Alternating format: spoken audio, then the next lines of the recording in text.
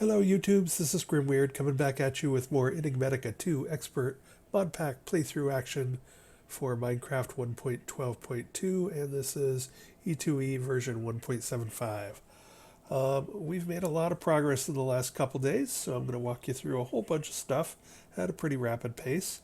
But first, I thought I'd take a look at one of our new dragons that we've hatched. That is a Skari, a red female dragon, sitting on my shoulder.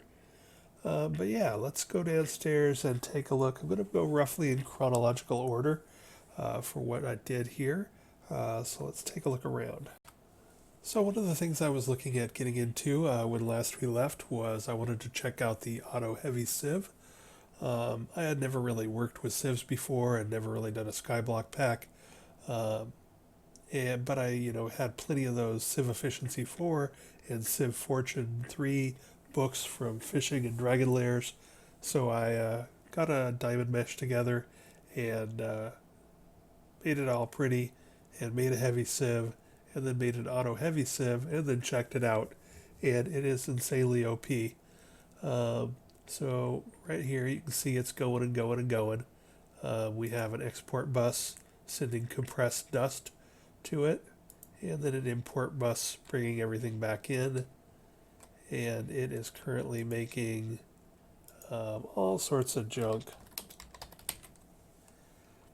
So I've got 12,000 aluminum ore pieces and 12,000 copper ore and 12,000 iron ore. This is from, a couple of days of a lot of sieving. I've sieved dust, I've sieved compressed dust, I've sieved compressed crushed netherrack or nether gravel. I've done normal compressed gravel. I think those are the three things. Oh, and compressed sand. And I did that for a variety of reasons. Right now, I'm up to 18,000 redstone. I'm getting that out of the dust, I believe.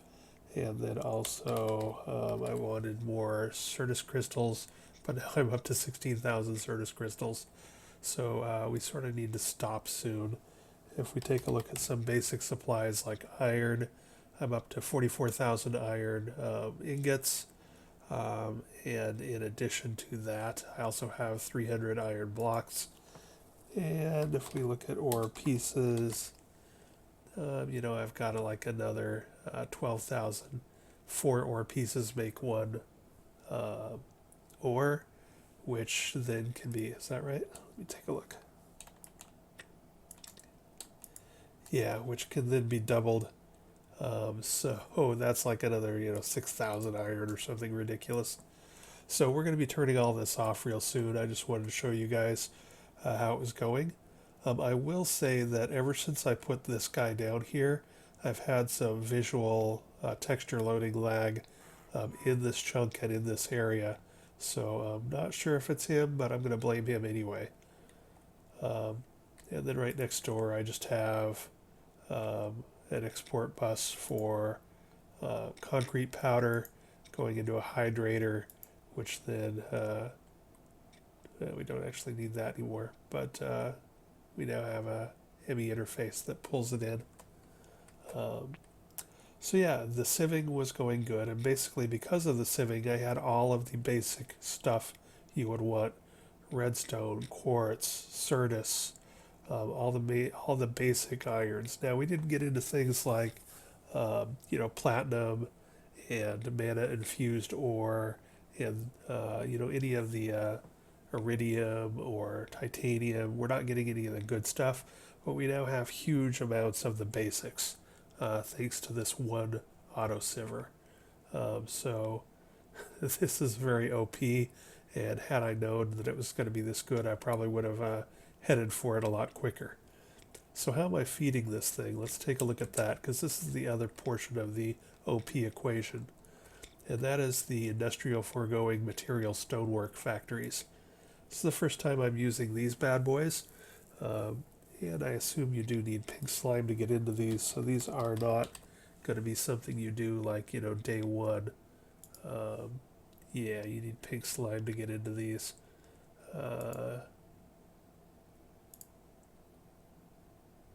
Yeah, so steel and pink slime are going to be your two sort of barriers to getting into these. What these do is they turn power into either rock, gravel, sand, or dust, or possibly even something else. I haven't played with them entirely. If we pause this, basically you can export or not um, the yellow stuff. So I've got it not exporting because I want the cobblestone to continue on to the next one. Um, then this will make it gravel, and it's not exporting, and that's based on this grind mode. So you can either stop it, or you can smelt it, or you can 2x2 craft it. So that would be turning things like sand into sandstone, or you can grind it, which takes it to the next level down from cobblestone to gravel to sand to dust. Or 3x3 craft it, which would turn something like cobblestone into compressed cobblestone. So a ton of functionality in this block. I've never used a Material StoneWork Factory, but it is a beast. And then you can do that for each of these levels. So if we go to blue, you can choose what you're doing there, green, etc. So when I wanted a bunch of gravel, I just basically turned this to cobblestone into gravel, and then compressed the gravel, and away we went. I just fed that. It automatically imports into my ME system thanks to an ME import bus, and then automatically exports to the Auto Sieve. Uh, and then the same thing goes for all the others. You just sort of change where this all ends up. And I'm going to leave this paused because we've got so much stuff. So here you can see what I'm currently doing. I forgot that what I probably want to do here is 3x3 crafting.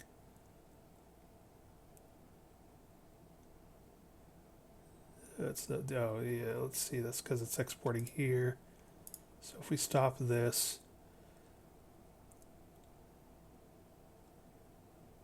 so now we've got stone being ground into gravel, being ground into sand, being ground into dust, and then the dust is being compressed into the compressed dust for the auto sieve. So that goes straight into my ME system and then straight into the sieve. And we'll pause this guy too. So yeah, this in combination with the auto sieve is just ridiculously OP for all the basic stuff. Redstone, glowstone, nether quartz. I'd say the most powerful thing that it did was if you look at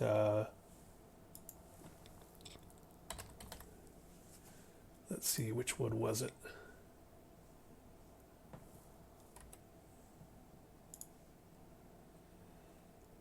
I haven't done this one yet, but that's the last use of this. When I go to the inn soon, I'm going to grab a bunch of inn stone and make the biome gems.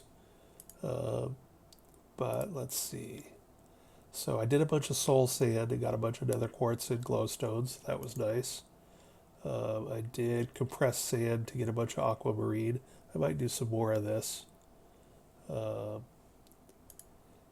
And gravel, I did some of this. Didn't really need most of this. The only reason I did gravel really was to get osmium, because osmium only shows up in this one for the diamond mesh. And then compressed dust is what I'm doing now to get a bunch of redstone and Certus quartz, and I'm about done with that. So yeah, I think I'll probably end up going to compressed sand and getting aquamarine. That's going to be the last thing I want to do. So let's go ahead and set that up right now. So we're going to go gravel, or we're going to go stone, gravel, sand,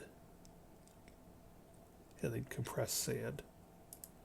So no, no, no, yes.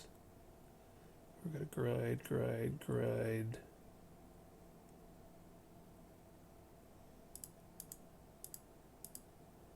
We want a 3x3 here. Let's just turn it on and see what happens. Okay, so we want, oops, we want no there. And we're going too far. So we want 3 by 3 compressed sand. And then we want to, oops, export the compressed sand. And we want to grab one. So let's go ahead and do that. Oops. Over here to the elevator. And so this guy's still working on dust, but we want to get rid of that. And we want to give him sand to do. So now everything in the AME system, my Material StoneWork Factory upstairs will be making compressed sand. And this guy will be dealing with it. And he's got a bunch of that. So if we take that out of there, now you can see the, that's probably not going to keep up.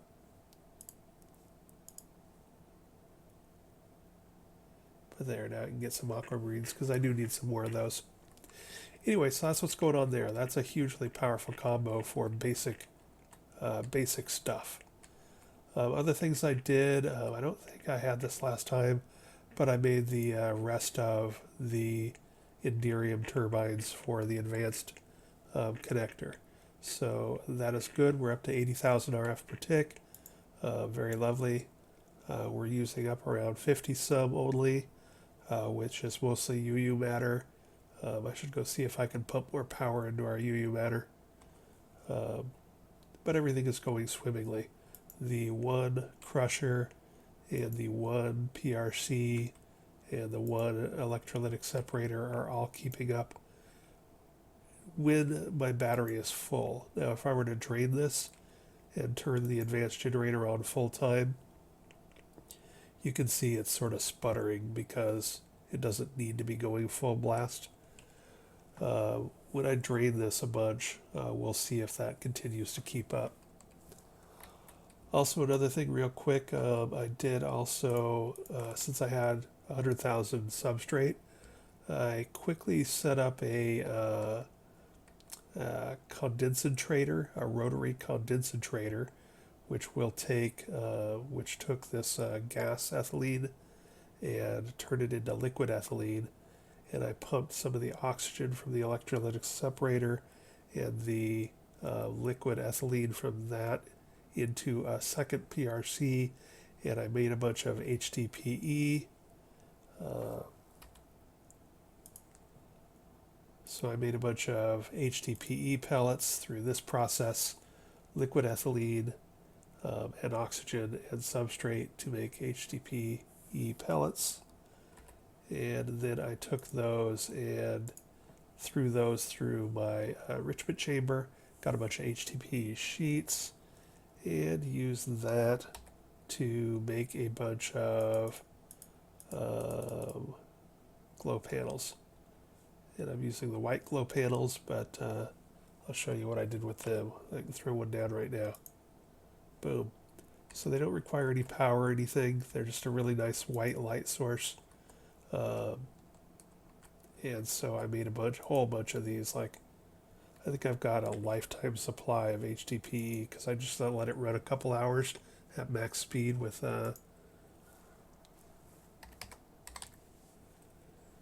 yeah, so I've got 4,600 HDPE pellets, and I forget how many, but I've got 3,900 sheets, and those pellets make lots and lots of sheets. So I've got basically all of these glow panels, and I can dye them different colors that I would want. So I've sort of been experimenting with that for lighting in the base. So let's run upstairs and take a look at what I've been doing. So you can see I've got these panels everywhere. I sort of don't like that they stick up and whatever. And they also interrupt the white concrete's run bonus. So they're like speed bumps. But I do like the fact that they're not torches. The rain shield is burning because it is raining, but the rain shield is blocking the graphics and sound. So let's take a look at what else has changed in the base. I set up an area for a bunch of garden cloches. I made a basic entry-level wood essence. Um, I'm not familiar with mystical agriculture, but I figured I'd at least get it started. I don't have a lot of the essence, but I know from my last attempt at playing through Enigmatica 2 Expert that you get a lot of the good stuff from, let's see, this stuff. You can get a lot of the good stuff from wither drops, wither boss drops. So anyway, we'll get to that eventually.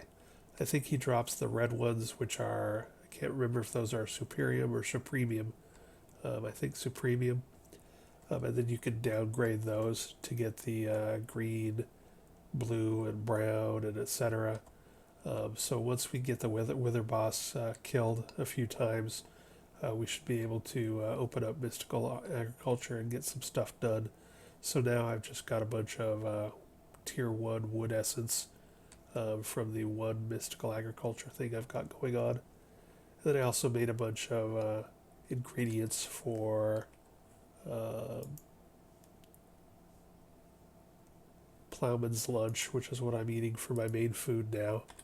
I think I've maxed out with 10 purple hearts at 120 health. That's what my health is currently. And I think that's as high as it goes currently because I've eaten a bunch of food since then, different foods since then, and have not gotten anywhere. So basically, I'm just storing up all of the basics for Plowman's Lunch, which is a good, you know, covers all your nutrients and has a nice thing, nice nutrition bonus, and etc. So I'm just storing up all of those. If we take a look outside, you can see I got my pigs going because Plowman's Lunch requires cooked pork. So I got these guys out here. Come out here and feed them and shoot them every once in a while. It requires boiled eggs. So I've got a couple of chickens out here collecting eggs. Yeah. We've got a bunch of pig slime going, so pig slime was instrumental. Got 120 buckets of it, so that's probably a lifetime supply. Here's the base from the outside. You can see that I've added second and third stories. The second stories were all sort of manual. The third stories, I used the Building Gadgets copy and paste tool. So I made one, decided how I liked it, and then just copy pasted it to the other 3 towers. But let's take a look at what's going on. You can see I'm using different lighting quantities in the various rooms. So we've got them on the floor. We've got these mechanism glow panels here. In some rooms I have them along the ceiling or on the ceiling. In others I don't. So I'm just sort of like, you know, here they're on the ceiling but not near the top of the walls. And over here they're near the top of the walls but not on the ceiling. So I'm just sort of playing around to see what I like and if I like them, and whichever feels the most good after I live with them for a while. I'll probably standardize to that in the future. UU matter, we still have tons of it. This is full. This is going on. I printed out an entire chest full of stacks of the copper solenoids because I needed, I think it was like around 1,800 copper solenoids to make a size 12 nuclear craft fusion plant. So we are gearing up to make that, which should be somewhere between like maybe 6 million RF per tick because we're hurting so bad for power, so we need more power, right? So I have already, thanks to all of the goodies coming in, I've already auto-crafted 448 transparent fusion electromagnets. Um, and I think I have the connectors and the fusion core. Have I made that yet? I haven't made the fusion core yet. But I've made the 44 connectors, so all we have left really is the fusion core. I can't remember why I haven't made it yet. Oh, I have made the magnesium diboride chemical reactor. I just haven't gotten around to making it yet because we don't need it yet, and I've been busy doing other things. But we should have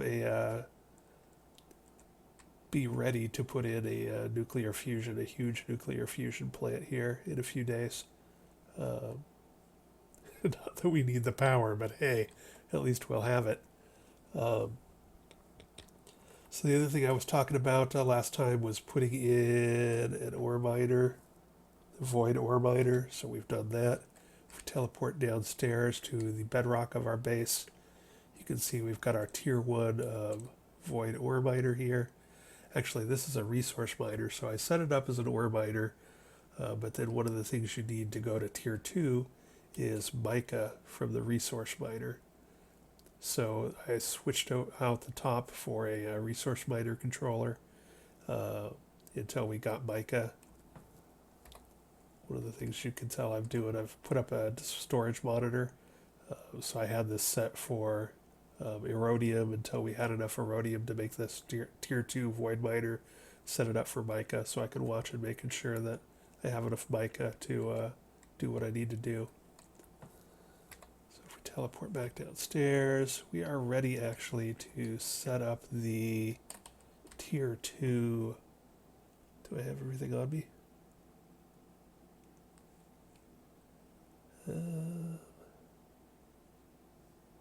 No. Let me pause the video and I'll go grab all the stuff. I think I have everything ready for setting up the tier 2 void miner and the place to put it, so I can do that on camera. Be right back. Okay, I think we are prepared here. So this will be building a tier 2 void ore miner. So throw that up there. Then we're going to remove cobblestone. I love the cave illuminator for lighting up these areas. The torches were from before I got the cave illuminator. But one thing is these illuminating things, you can destroy them by putting a block over them, but this thing won't place over them. So that can be a bit of an annoyance when you're doing this. But we're going to take the assembler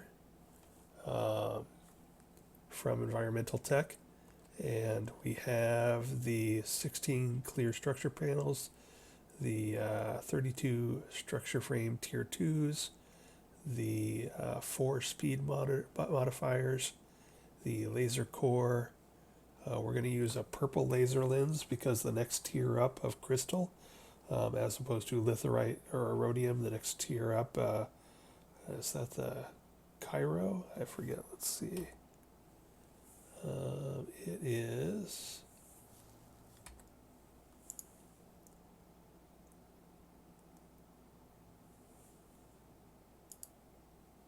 Anyway, I think it's Chironite is the next tier up.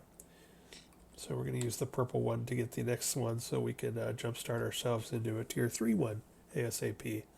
But basically you take this out and you just start clicking and it will auto place things for you. And we click and click and click and click and click. And down at the bottom left it now says assembled true. And now we're going to use 31,000 FE per tick. So now we're starting to, oops, and I made it too tall. All right, well, I can live with that.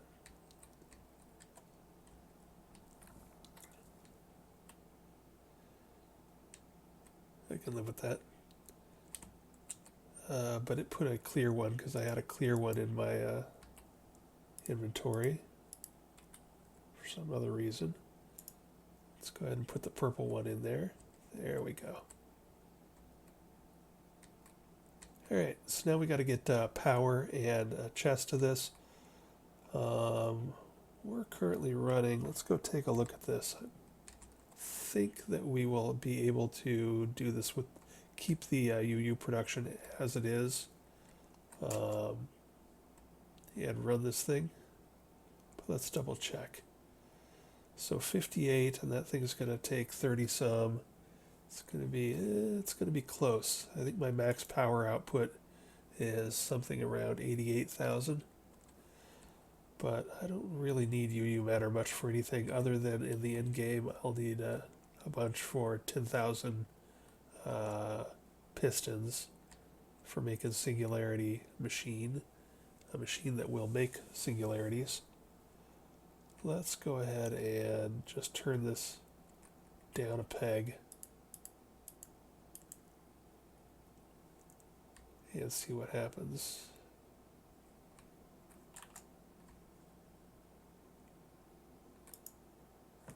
Okay, I need to take the one out the bottom.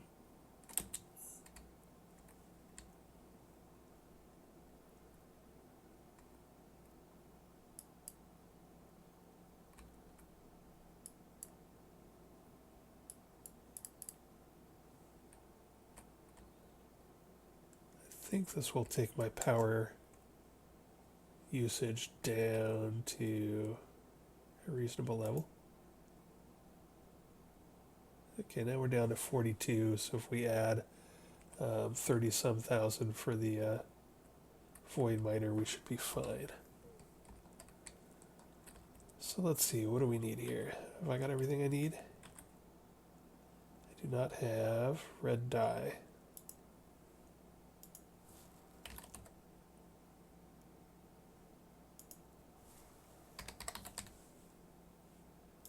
Okay. Poppy. Rose red. There we go. That is for my ender chest. Alright, so we've got a power cell, an RF Tools power cell. So this will give me remote power based on hooking it up to a network of these power cells. I've got a card that is linked to 9. Channel 9 is on the output of my big induction matrix battery from Mechanism. So when we put that in there, boom, we now have all the power at disposal that I have in my building. So we are good to go there. We just need to set all sides to out, and we are now powering this bad boy. And then we want to collect stuff, so you got to put a chest next to it, and we want to collect it into red. Alrighty, there we go. So this is a tier 2 one with 4 speed modifiers. The 4 speed modifiers is probably what is making it cost so much, but that's why I make power, so that I have it to spend. And let's see, how much was that again? 31,470 RF per tick. Let's go see what that's doing to my power real quick, just to make sure I know what I'm doing. Teleport upstairs, elevator to the power area. 70 some. Okay, perfect. And so now this one will be working a little harder, so it might be using a little more ethylene. So I'll just need to keep an eye on my ethylene production and make sure that I'm still keeping up. But I don't think it's going to be a problem. I think we're good to go. And worst case scenario, if everything goes to heck in a handbasket, I'll just stop running my void miner and resource miner and etc. And UU matter production will stop, and I'll just go change it. It's not a big deal. I have a backup power on my ME system and a big battery on my ME system, so everything is fine. All right, so what else has been going on? You can see I moved a lot of stuff out of the courtyard. So there was a whole bunch of garbage here from the initial camp. I had a bunch of machines here. So let's take a look at where I moved stuff. So the ground floor is pretty much the same except for putting in some garden cloches. And I put in a patch of grass. I'm not quite sure what I'm going to do with it yet. But I think all of this is pretty much the same. Yeah. So let's take a look at the second stories where I put in a bunch of machines. Now that we have a ton of resources coming in thanks to the sieve, I went on a building spree and built all the things. So I've got an energetic infuser for charging things, which I probably will never use, but hey, I've got it. I've got a sawmill, a fractionating still. I've got a couple of induction smelters upgraded to... Ooh, I need to upgrade the speed on these bad boys. But they're upgraded to resonant. Got a redstone furnace with the trivection chamber. So my pork chops, I now make 2 pork chops per cooked pork chops per raw pork. Mana crucible. Let's take a look at this real quick. What am I looking at? I'm looking at a facade, so we can look through the wall here. All of this is set up to my ME system already, so what am I looking for? Looking for this. So this lets you see through the facade and into the room. So the center of this place is just a whole mess of ME tubes and power conduits and item stuff and ME interfaces, import and export bus and yada yada yada. I was going to show you one aspect of this, but basically you can't barely see it, but I'm mousing over a mini chest. So what I'm doing here for this magma crucible is dedicated to destabilized redstone, which feeds this fluid transposer for making things like signalum ingots. So basically this pair of magma crucible and fluid transposer are dedicated to destabilized redstone. And how I've got that working is that basically I've got this one is not, the magma crucible is not hooked up to an ME interface for, I don't ask for destabilized redstone liquid. What I do is I just take an export bus into this mini chest, which holds 1 stack, and I tell my ME system to keep that mini chest full of a stack of redstone, which then feeds into here. So I have a stack in the chest, a stack here, and a full inventory here. So then when I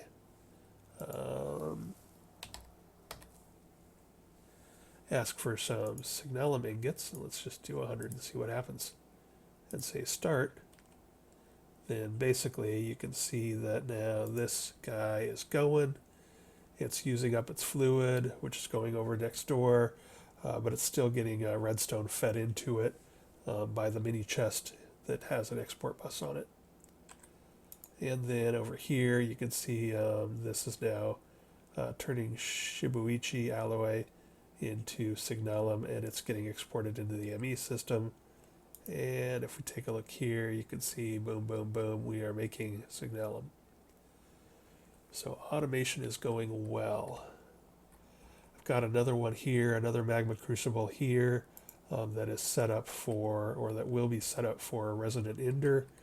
Got some compactors. I'm going to play around with if compactors making plates and other machines making gears, if I can get rid of some of the immersive engineering metal presses downstairs.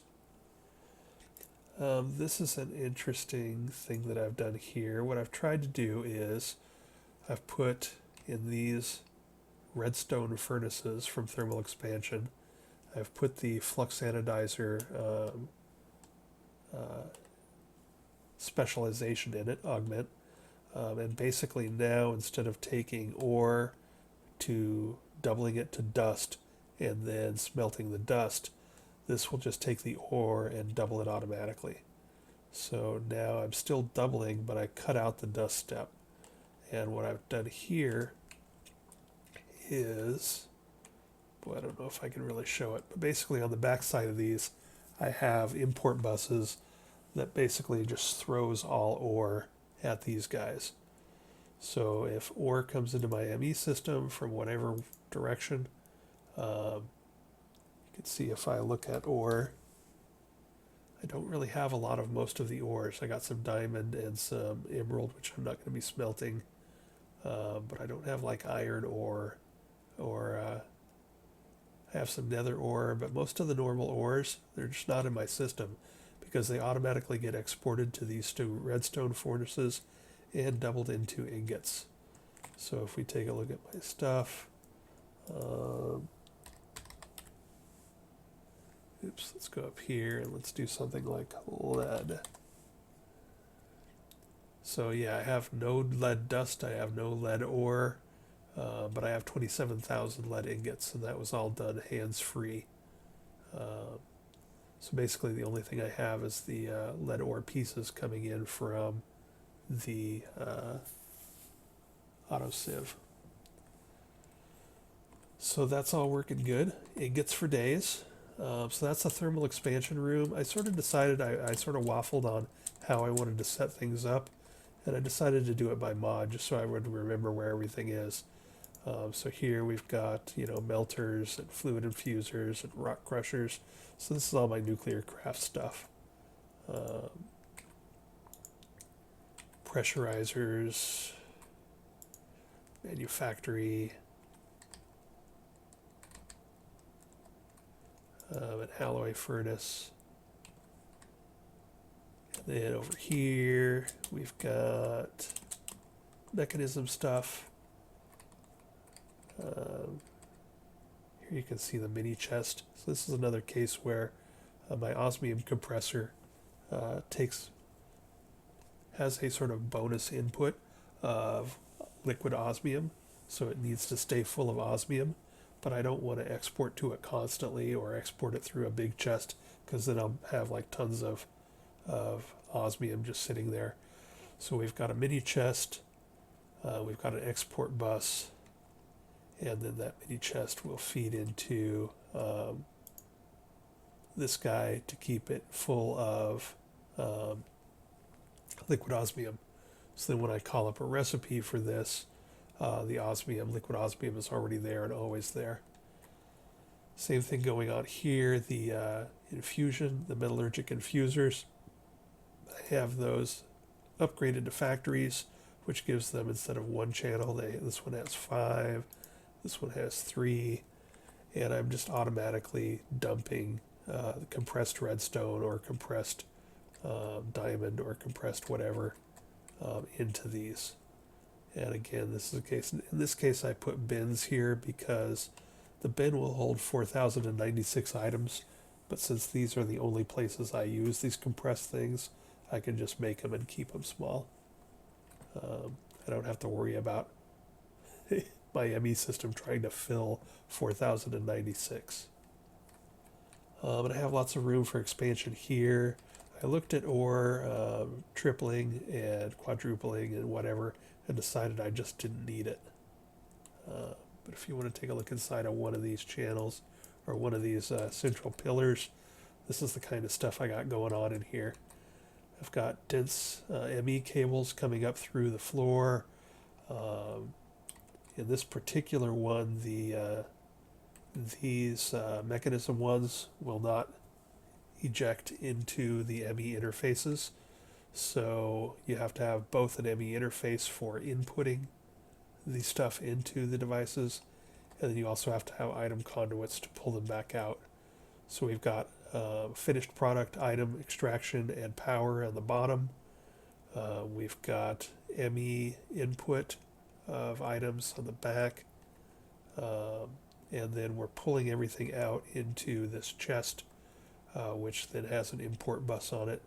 So the import bus will pull out all the finished products from all of these machines back into the ME system to register completion of their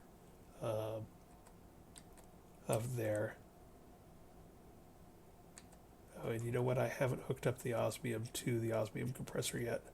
That's why I left this open. I forgot why. But Anyway, yeah, so that's what's going on inside these pillars. It's just all of the wiring and stuff. So I've got rooms for thermal expansion and nuclear craft and mechanism. Um, Probably going to put Ender IO up on the third story in this room. So you can see I've left it open so that I can run the ME cable up through the floor. I think I have enough channels. I think I'm only using 16 channels here out of 32.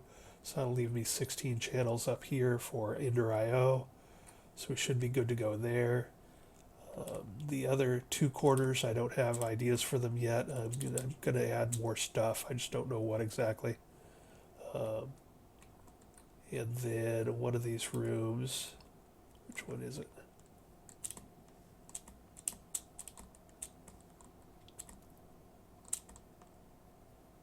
Oh, this one, yeah.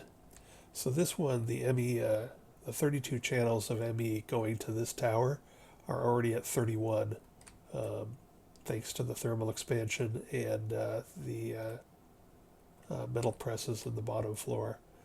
So instead of running ME up to the third floor, I'm going to do all my magic stuff on here because I don't need ME for it. So I'm going to put some Thaumcraft Runic Altar. I got my Petal Apothecary, which I will soon be, before I make all the plants and flowers to close that quest, I'm going to automate water insertion into it through the central channel. But yeah, so I'm going to have a bunch of magic stuff in here since I am running out of ME channels for this tower. This tower still has plenty, but I'm not exactly sure what I'm going to put in there yet. And then up on the top, I just decided to make little garden areas for a while. These were some trees that I wanted to make unique foods from to see if I can get up to max hearts, which I think I have. I've been flying around, but I also put teleporters here in the corners of each tower. And then finally, over here, I did get started some production of liquid starlight. So if we take a look at here, I can dump stuff in there, and it'll pop it up through the bottom. You can access these light wells from Astral Sorcery from the bottom. So I've got liquid extraction and item import along the bottom. So these will make stuff, and you can see it's coming out into this portable tank. And I'm approaching 64 buckets of liquid starlight. Plus I've got some here that I needed to make my mana production for Britannia. So I've got my pure daisies for that to make living wood and living rock. So I need infused wood for that. So we can just aim that over here and doink, doink, doink. So this is me turning normal wood into infused wood by dumping it in liquid starlight. And then we can put that on our pure daisies.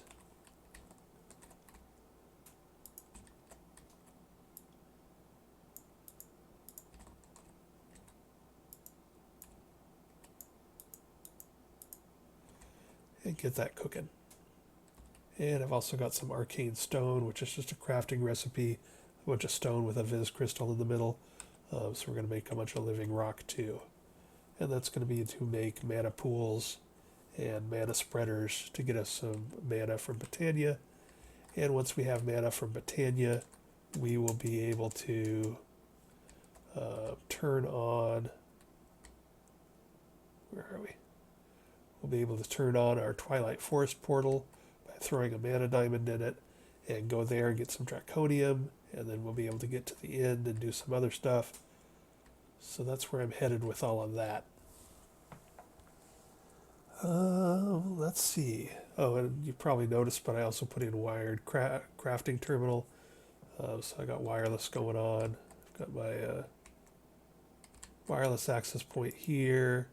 I just went ahead and dumped a bunch. I got 32 wireless booster cards in there, which puts me up to 197 block range. So from the top to the bottom of my base and quite a ways out in all directions, I have got wireless crafting terminal. So that is good to go. And what else? I think that's mostly it. Let's go downstairs real quick and take a look at the Tier 2 ore miner and make sure that it's doing its thing.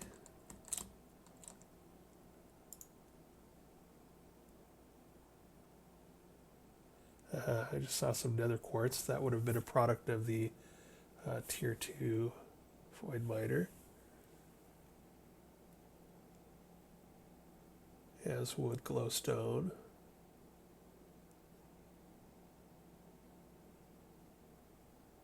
Okay, yeah, so we're getting some stuff. There went some chironite, I believe. Let's take a look at how we're doing there.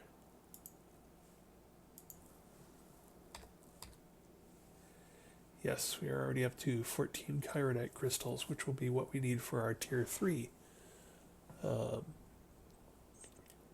So yeah, we're good to go. God, I've got 33,000 skystone dust, which I have no use for. I got to get that out of my AE system. One problem is I am reaching sort of a point where I need to autocraft more junk. Let's see, let's take a look at this. We want to grab those, because this is what I'm interested in now. And then put those back in. Alright, so now I can keep an eye on that so I know when I can upgrade to Tier 3. Let's see, what else? Oh yeah, I was just going to say that my ME system with all this influx is reaching trouble. Yep. Okay. So let's autocraft some of that stuff. Oh, for the wireless, I've got the security terminal here.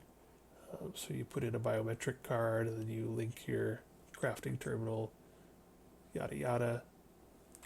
But yeah, what we want to do here is we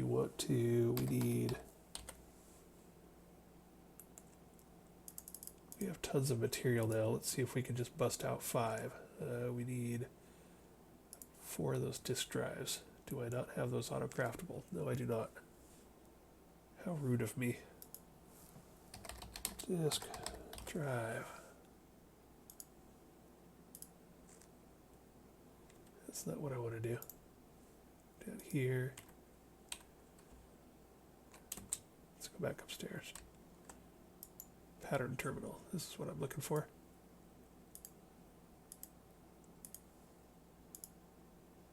Oops. And we throw that into our molecular assemblers. And then we craft 5 drives. Missing printed circuit boards. Alrighty then.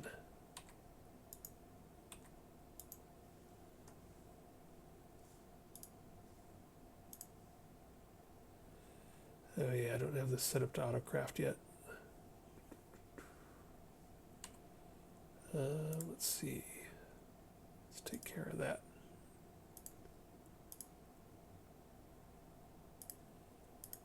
Alrighty.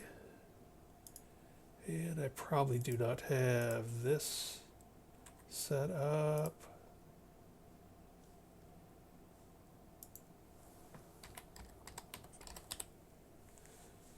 No, I do not.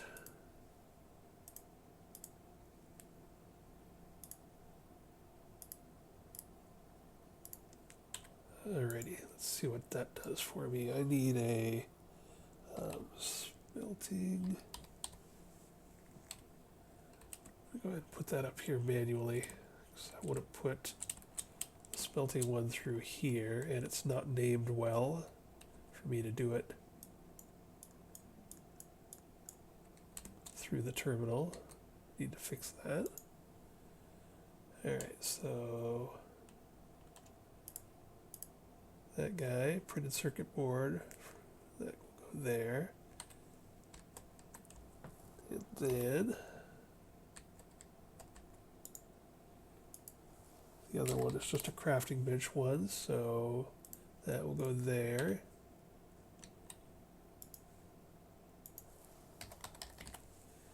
And now let's see if we can get her done. Yes. So all that stuff is good to go. Start. And then we need 4K storage devices. And can we make an entire 50 of them? Yes, we can.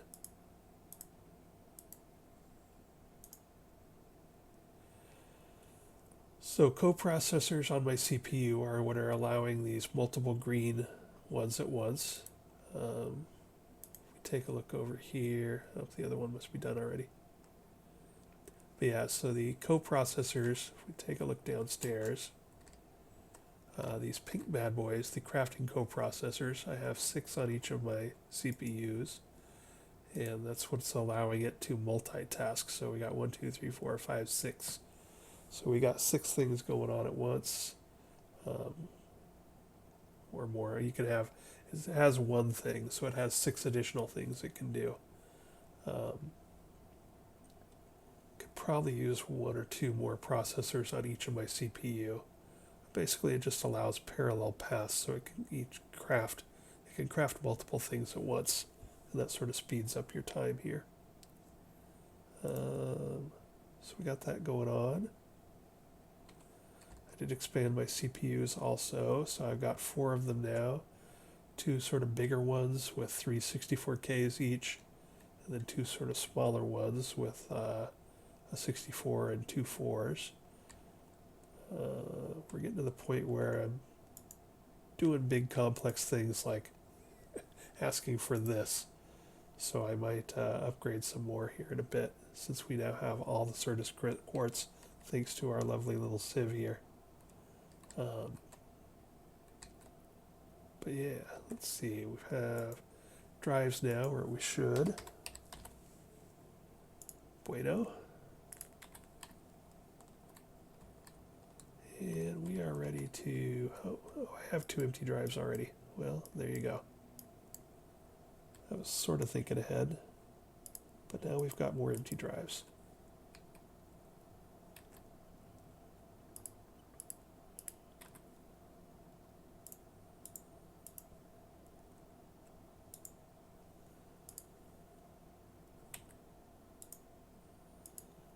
Even already set up their priorities. So I just keep minusing them down so that they fill up from, the starting point down. So it just isn't willy-nilly stuff all over the place.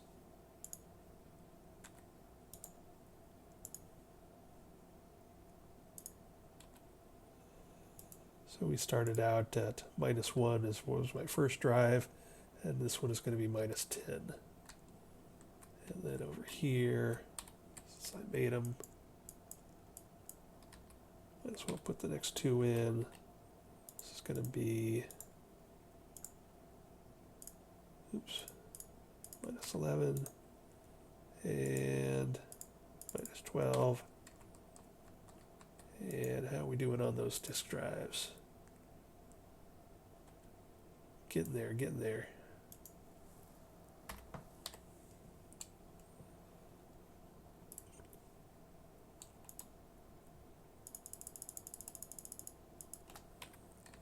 Start loading these bad boys up.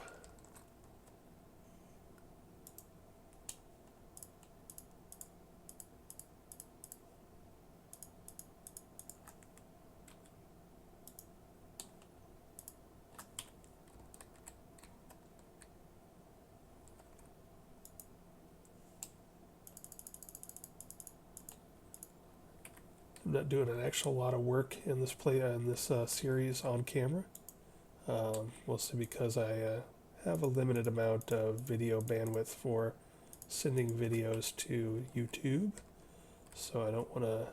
And as you can see, I play a lot. Why is that not turning on?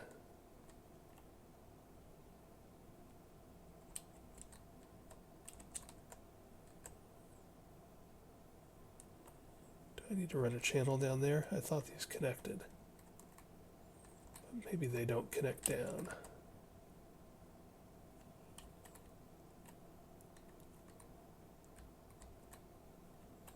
If so, I can do that. I'll just have to rewire things a bit.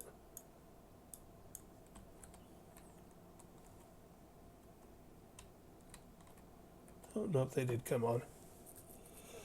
So as I said, I'm getting some visual display lag here. So like when I break or put in cables, things like, the water here, or, that glow from the Ultimate Universal cables, or even update of the ME system graphics down here. I'm getting some lag, and I think it's courtesy of our friend the Auto Heavy Sieve. He's not even running now, and I think just the fact that he lives in this world is slowing things down a bit. We've also got UU matter cooking upstairs, so this is turning into a laggy little corner. How are we doing on ethylene? Good. Good. Everything is good. All right, we better finish this or I'll forget about it.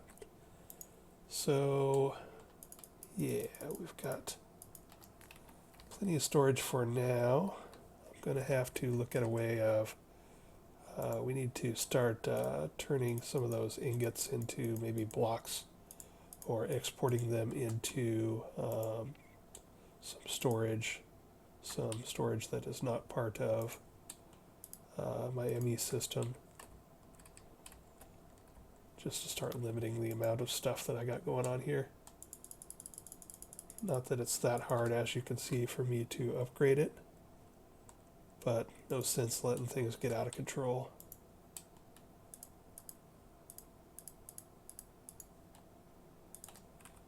So let's talk about what's going on in the future. Oh, actually, I didn't show my dragons. So I did go ahead and hatch the fire dragon, which you met at the beginning of this episode.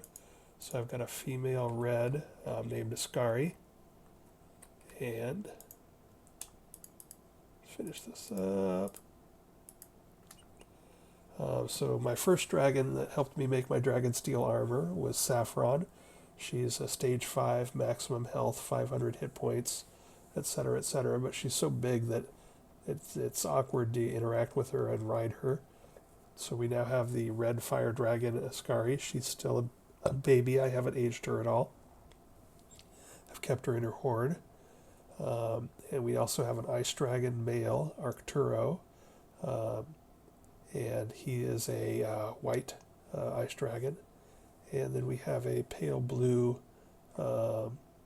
ice dragon female named Inori.